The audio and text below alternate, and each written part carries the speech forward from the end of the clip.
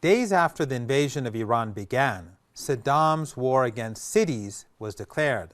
On October 8, 1980, 3 Frog 7 missiles fired from far behind the front lines struck the very heart of Dezful, crashing onto homes and marketplaces. For 3 long years, Iran's border cities lived under a rain of fire, with long-range artillery pounding them endlessly. The world watched and sent more weapons to the aggressor. And what did Iran have? Project Flower was a useless scrap of paper. This was the crushing reality born from the old regime's dependency, especially on the Israeli regime. There were no missiles to fire back. The lesson of Project Flower was seared into Iran's national consciousness. True security cannot be imported. It cannot be contingent on another entity's politics or permissions. The military fought back against military targets with everything they had, but their reach was limited. Iran needed to send a message that could travel as far as the threat did.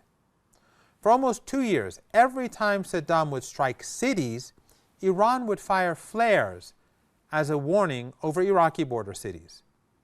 In early 1982, when the attacks wouldn't stop, the flares were used to alert Iraqi civilians to evacuate areas near military centers.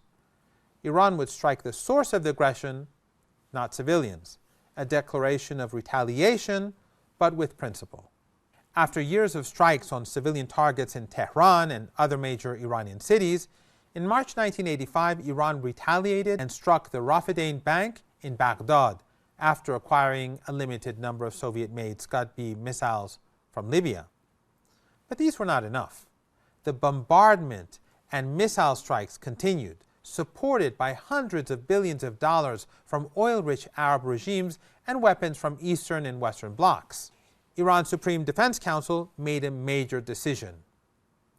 IRGC commanders had proposed that the issue of missile bombardments must be responded to at the same level at which the Ba'athist regime was operating.